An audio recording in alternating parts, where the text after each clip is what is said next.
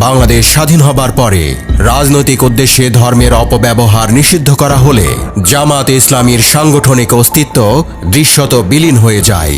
স্বাধীনতার পর সাধারণ ক্ষমার আওতায় জামাতের কিছু নেতাকর্মী কারাগার থেকে বেরিয়ে এলেও দল হিসেবে জামাত নিষিদ্ধ ছিল বহু বছর। পরে 1976 সালে ধর্মভিত্তিক রাজনীতির ওপর থেকে নিষেধাজ্ঞা তুলে নেওয়া হলে আরও কয়েকটি ধর্মভিত্তিক দল মিলে ইসলামিক ডেমোক্রেটিক লীগ বা আইডিএল নামের একটি রাজনৈতিক প্ল্যাটফর্মের ব্যানারে জামাতে ইসলামী তৎপরতা শুরু করে, যদিও রাজনীতিতে সরাসরি সক্রিয় হতে শুরু করে আরও 3 বছর পরে। 1979 সালের সংসদ নির্বাচনে আইডিএল এর ব্যানারে জামাতে ইসলামীর 6 জন এমপি নির্বাচিত হয়েছিলেন। তবে বাংলাদেশেই নয়, পাকিস্তান আমলেও এই দলটি কয়েকবার নিষিদ্ধ হওয়ার মতো পরিস্থিতিতে পড়েছিল। দল হিসেবে জামাতে ইসলামীর যাত্রা শুরু হয়েছিল মূলত ব্রিটিশ আমলে। সৈয়দ আবুল আলা মওদুদী 1941 সালের 26শে আগস্ট লাহোরের ইসলামিয়া পার্কে জামাতে ইসলামী হিন্দ নামে সংগঠনটি প্রতিষ্ঠা করেন। তবে পরের বছরে এর সদর দপ্তর লাহোর থেকে নেওয়া হয় ভারতের পাঠানকোটে। 1945 সালে এর প্রথম কনভেনশন হয় অবিভক্ত ভারতে এবং এর 2 বছর পর দেশভাগের আগ পর্যন্ত এই সংগঠনটি পাকিস্তান প্রতিষ্ঠার বিরোধিতা করেছিল। 1948 সালে ইসলামী সংবিধানের দাবিতে প্রচারণা শুরু করলে পাকিস্তান সরকার জননিরাপত্তা আইনে সৈয়দ আবুল আলী মওদুদীকে গ্রেপ্তার করে। তবে ওই বছর তৎকালীন পূর্ব পাকিস্তানেও জামাতের কার্যক্রম শুরু হয়। 2 বছর পর মিস্টার মওদুদী জেল থেকে ছাড়া পান। এর মধ্যেই নেতা হিসেবে উঠে আসেন গোলাম আজম এবং 1957 সালে তিনি তৎকালীন পূর্ব পাকিস্তানে জামাতের সেক্রেটারি জেনারেল নিযুক্ত হন। রাজনৈতিক ঘটনা প্রবাহের মধ্যেই 1958 সালে অন্য সব দলের সাথে জামাতের কার্যক্রমও নিষিদ্ধ করেন তখনকার সেনা শাসক আইয়ুব খান। 1964 সালের জানুয়ারিতে জামাতকে আবার নিষিদ্ধ করা হয়। মওদুদী ও গোলাম আজম সহ অনেককে আটক করা হয়। সে বছরের শেষ দিকে দলটির ওপর থেকে নিষেধাজ্ঞা প্রত্যাহার করে নেওয়া হয়। 1970 সালে নির্বাচনে 151টি আসনে প্রার্থী দিয়ে 4টি আসন পায় জামাতে ইসলামী। জামাতে ইসলামী দল হিসেবে এবং এর নেতারাও সক্রিয়ভাবে 1971 সালে মুক্তিযুদ্ধের সময় বাংলাদেশের স্বাধীনতার বিরোধিতা করে অখণ্ড পাকিস্তানের পক্ষে অবস্থান নেন। তখন পাকিস্তানি শাসকদের সহযোগিতায় শান্তি কমিটি গঠন করা হয়। 1972 সালে লন্ডনে গিয়ে পূর্ব পাকিস্তান উদ্ধার কমিটি গঠন করেছিলেন গোলাম আজম। বাংলাদেশের বিরোধিতা ও গণহত্যায় সহায়তার জন্য 1973 সালে যে 38 জনের নাগরিকত্ব সরকার বাতিল করেছিল, গোলাম আজমও ছিলেন তার একজন। কিন্তু 1975 সালের রাজনৈতিক পট পরিবর্তনের পর দেশের বাইরে থাকা জামাত নেতারা আবার দেশে ফিরতে শুরু করেন।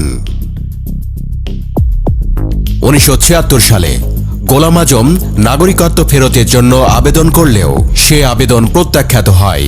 এরপর 1978 সালে পাকিস্তানের পাসপোর্ট নিয়ে তিনি ঢাকায় আসেন, এরপর আর ফিরে যাননি।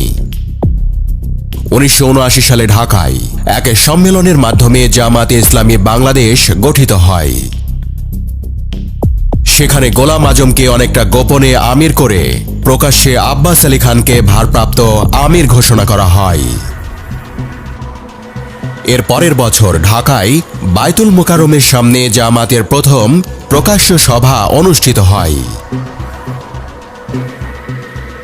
তারপর থেকে নিয়মিত কার্যক্রম পরিচালনা করতে থাকে দলটি এবং 90 দশকে বিভিন্ন শিক্ষা প্রতিষ্ঠানে সক্রিয় হয়ে ওঠে তাদের ছাত্র সংগঠন ছাত্র শিবির।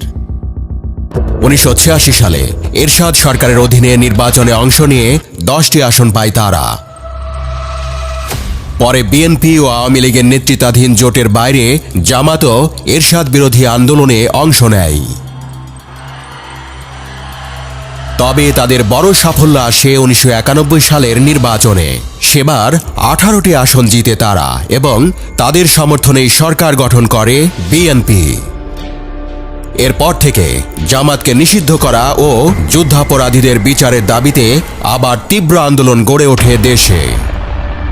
এরই ধারাবাহিকতায় 1992 সালে জাহানারা ইমামের নেতৃত্বে যে গণ আদালত হয় সেখানে গোলাম আজমের মৃত্যুদণ্ড ঘোষণা করা হয়। এরপর দলটি বেশ কোণঠাসা অবস্থায় পড়ে। তবে 1994 সালে আদালতের রায়ে নাগরিকত্ব ফিরে পান গোলাম আজম। জামাতও দল হিসেবে আবার চাঙ্গা হয়ে ওঠে। তত্ত্বাবধায়ক সরকারের অধীনে নির্বাচনের দাবিতে 1996 সালে আওয়ামী লীগের যখন আন্দোলন চলছিল তখন জামাতও আলাদাভাবে কেয়ারটেকার সরকারের দাবিতে আন্দোলন চালিয়ে গেছে।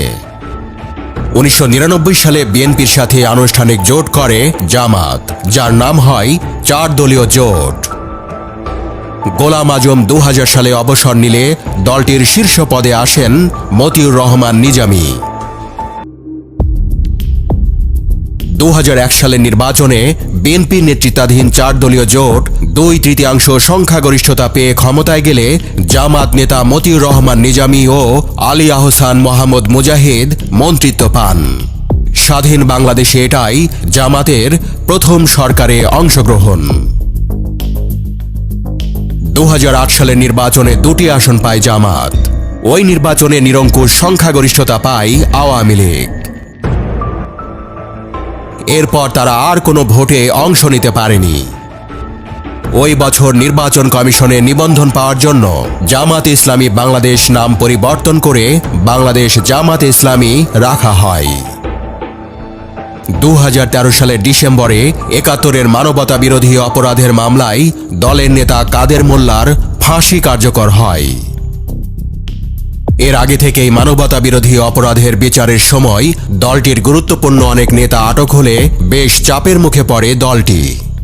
ওই বছরেই সংবিধানের সঙ্গে গঠনতন্ত্র সাংঘর্ষিক হওয়ায় জামাত ইসলামীর নিবন্ধন অবৈধ ও বাতিল ঘোষণা করে হাইকোর্ট। পরে এই সিদ্ধান্তের বিরুদ্ধে আপিল করে দলটি। মানবতা বিরোধী অপরাধের দায়ে সাজা খাটা অবস্থায় 2014 সালের অক্টোবরে মারা যান গোলাম আজম। এ সময় তিনি হাসপাতালে চিকিৎসাধীন ছিলেন। তার 90 বছরের সাজা হয়েছিল মানবতা বিরোধী অপরাধের মামলায়।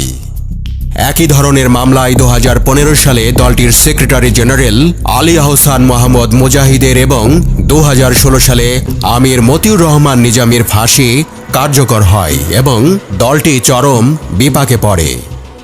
2023 সালের নভেম্বরে সুপ্রিম কোর্টের আপিল বিভাগ জামাতে ইসলামীকে নির্বাচন কমিশনের দেওয়া নিবন্ধন অবৈধ বলে হাইকোর্ট যে রায় দিয়েছিল তার বিরুদ্ধে দলটির আপিল আবেদন খারিজ করে দেয়।